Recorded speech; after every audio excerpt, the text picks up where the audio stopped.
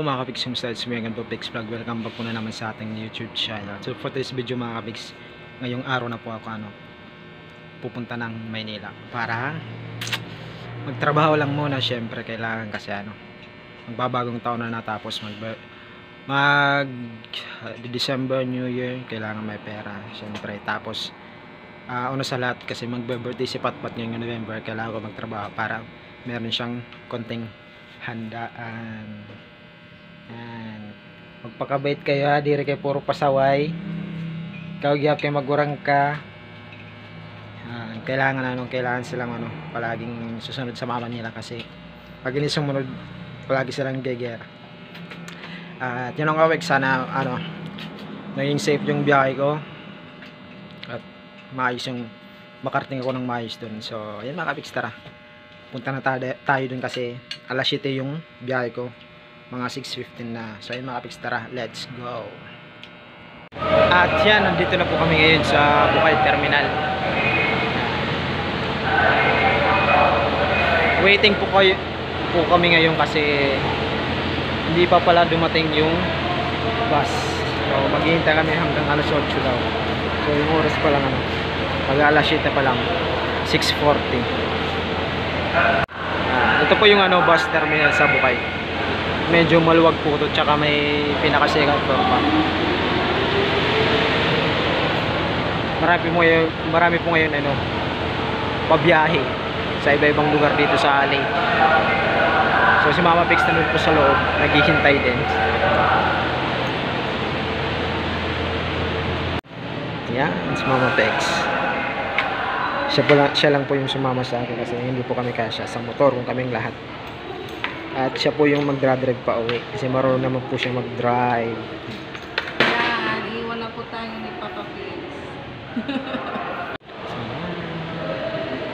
Kailangan lang mga Pix trabaho. Kailangan maghanap ng trabaho. So yan, nagmadali po kami pumunta dito. Kasi akala namin Hindi pa pala dumating yung bus. Alas 7 kasi yung sabi sa amin, nag-extend alas 7. So hindi pa kasi dumating yung bus, parang na-strand. So hintay kami ng mga ilang oras. Tapos yung mga bata, hintay din sila kay Mama Pix.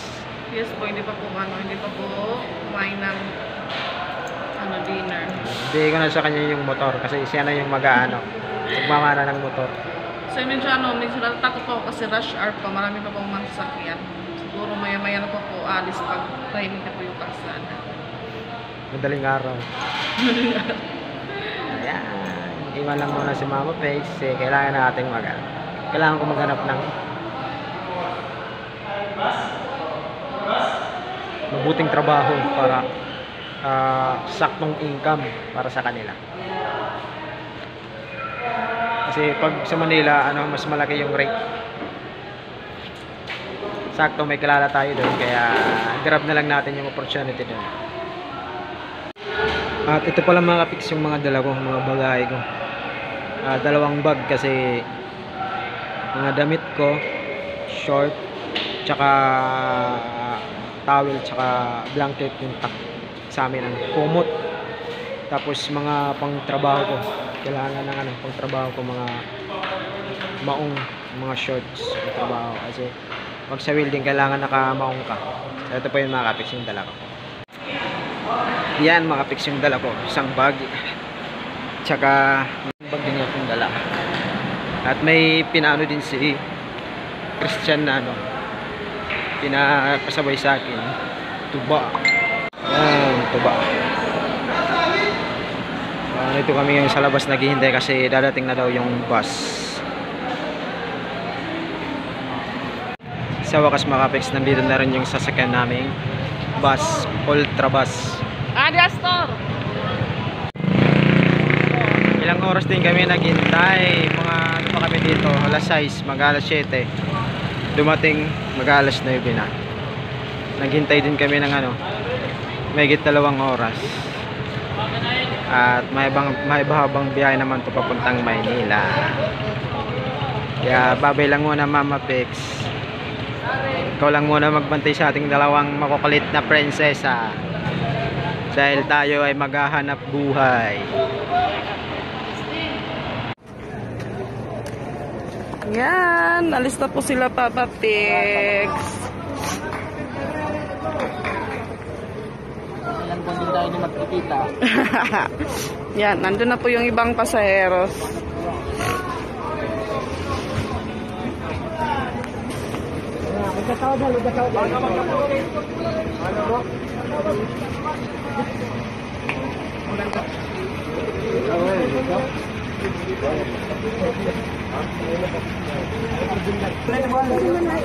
So yan, may bayad daw yung tuba na dala kay Pix.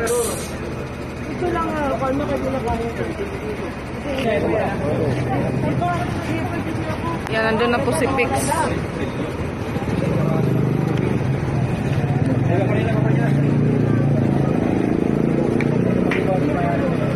So yan, 100 yung bayad nitong bagahe.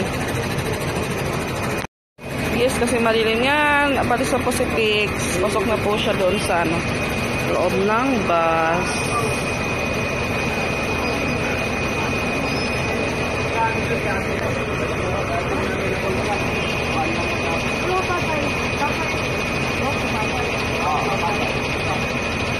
Ano, Pix?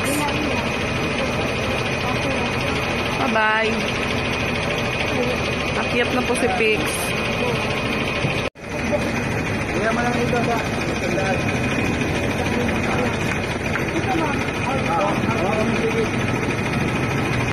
Yan, ipasok na ni Kuya yung Koreng, suki lagi. Koreng yung bayad. Ya, bangin magkabalyo ya, ha? O, dito tumba. Yan, pinasok na. Maingay po yung ng bus. Pwede ito nga bag na ito. Pwede gustong pagamay. Nandun na po sila sa loob.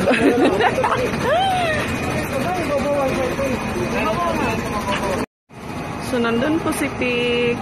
Bye-bye na.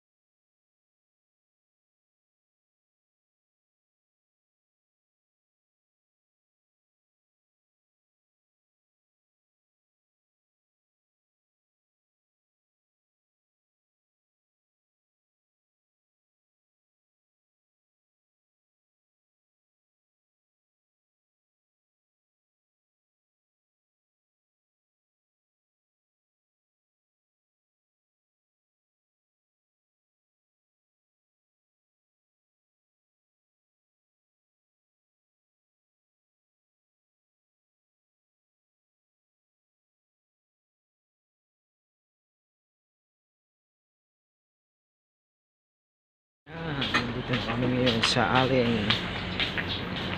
Sa haba-haba ng biyahe. Nandito na kami sa Allen, Makati. Sasakay na kami ng barko.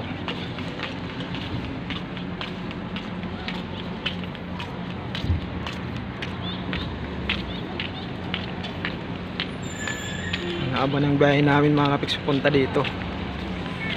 Tacloban to Allen.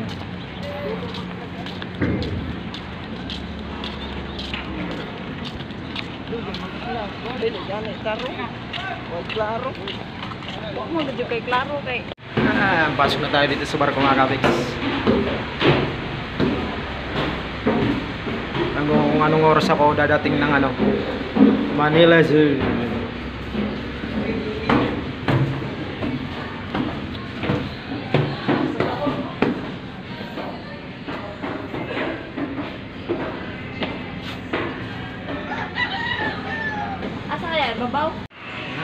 Dito pa ako pumiling umupo kasi konti lang yung tao dito. Yung iba nasa taas, yung iba pang taas, baka nandun sila lahat.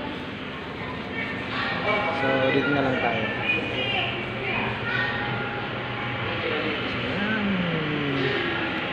Ang oras na lang.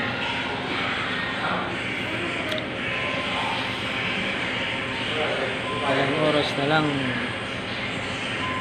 sa wakas sabak na naman ako sa trabaho.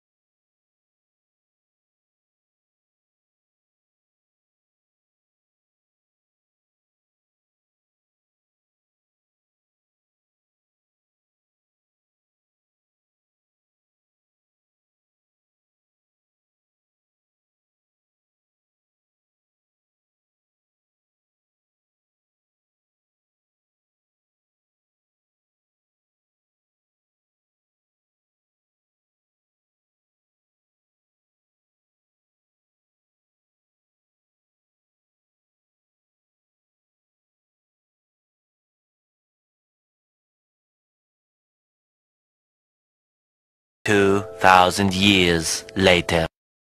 Yan ho mga kapiks, nakarating din ako dito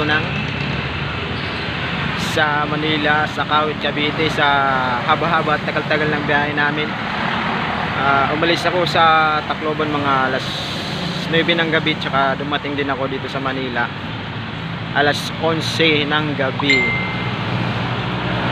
So ngayon po nag-ano po ko ngayon, nag-ano pa ako ng ibang requirements kasi nagpapamedical pa, kailangan latest, tapos may binigay sa akin na referral kung saan ako mapamedical. So papamedical na ako, abangan ko na lang yung result. So baka sa bukas pa ako makapag-start ng trabaho. So trabaho lang muna kasi kailangan pa mag-ipon lang muna ng pera.